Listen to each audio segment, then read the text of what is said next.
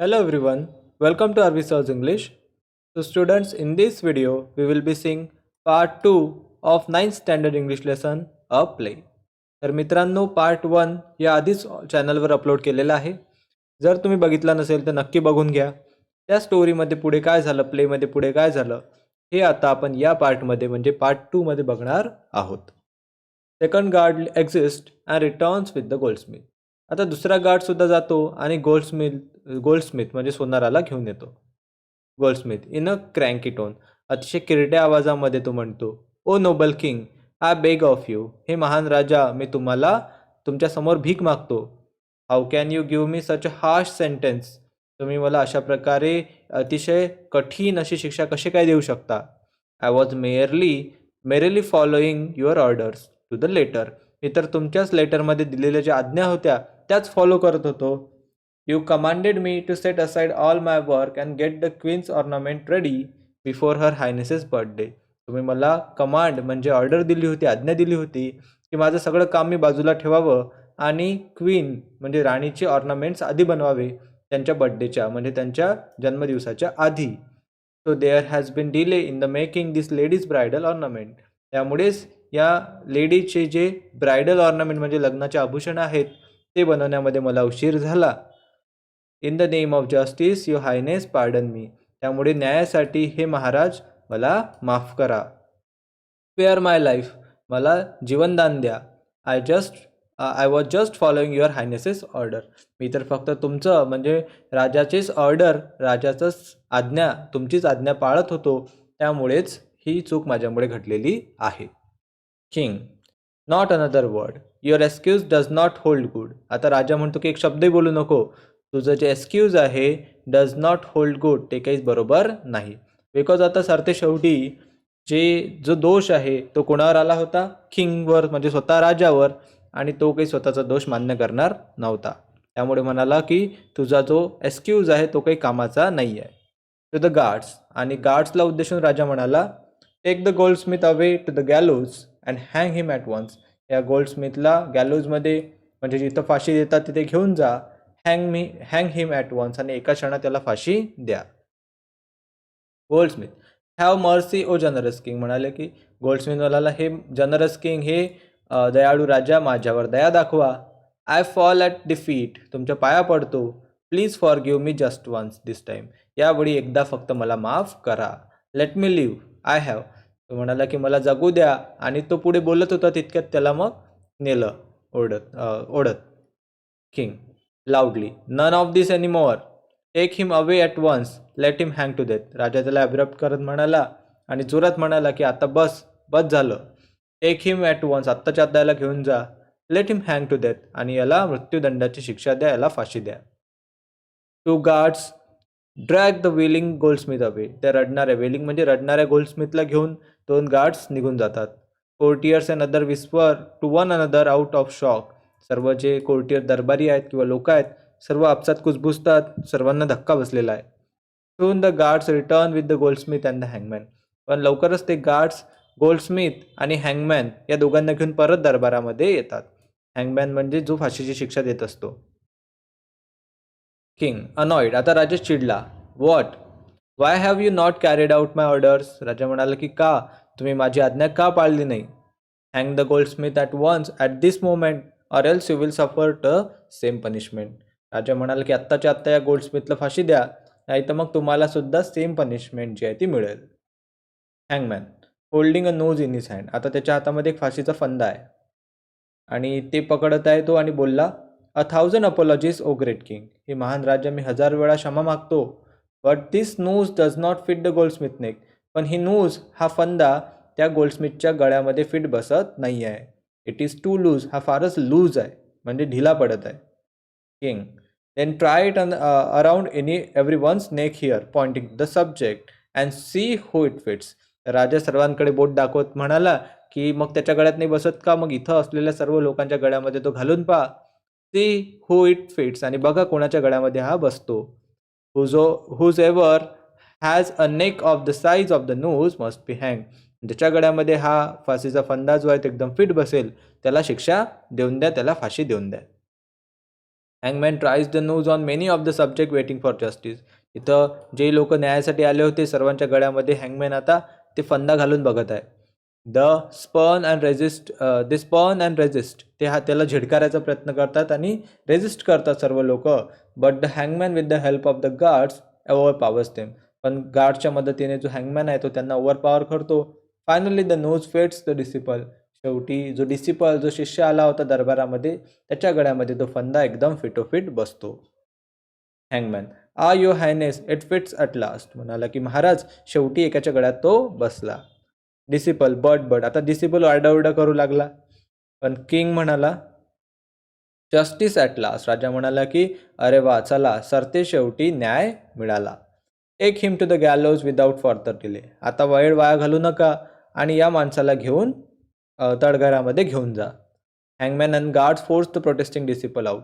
आता डिसिपल रडत आहे, प्रोटेस्ट करत आहे, पण त्याला ओढत ओढत गार्ड आणि हँगमॅन दरबारातून बाहेर घेऊन जातात. King, justice delayed is justice denied. तर राजा स्वतःचीच तारीफ करतो, म्हणतो की उशिरा मिळालेला न्याय म्हणजे अन्यायासारखाच असतो. Andher Nagari pride it self on prompt action.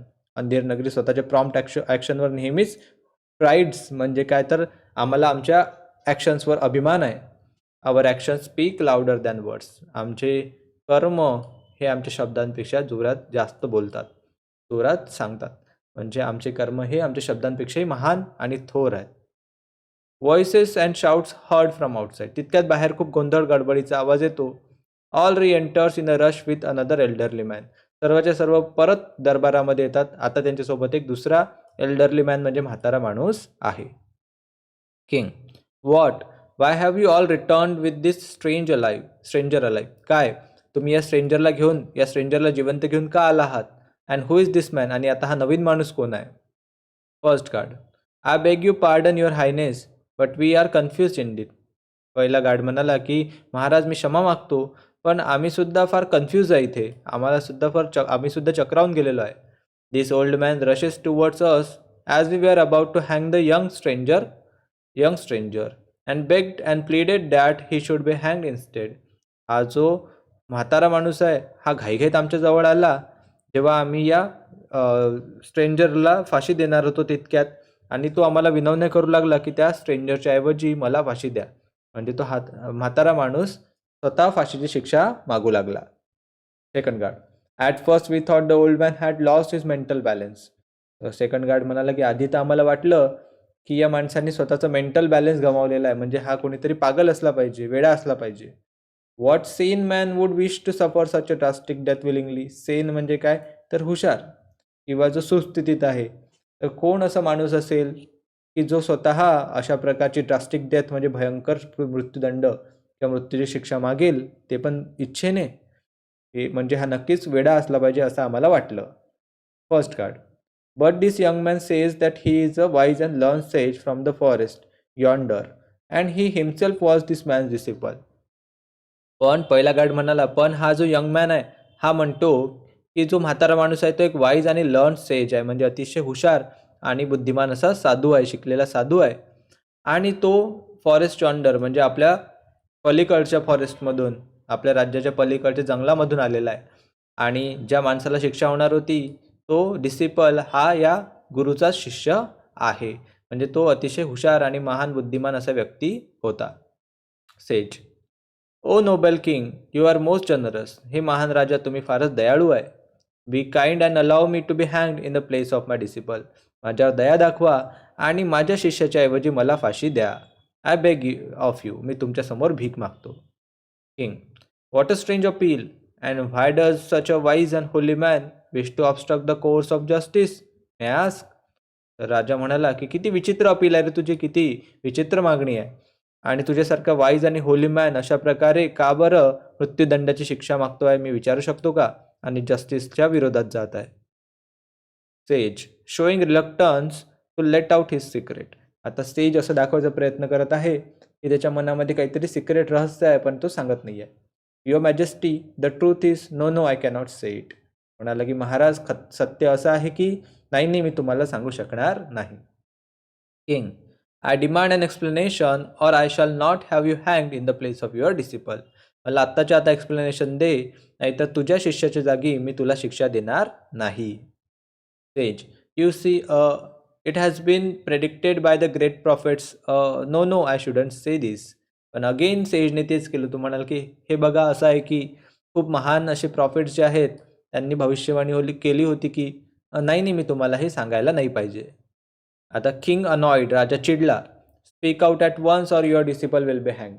राजा म्हणाला आत्ताच्या आत्ता बोल, नाही तर तुझ्या शिष्याला फाशीची शिक्षा आम्ही देणार आहोत. सेज,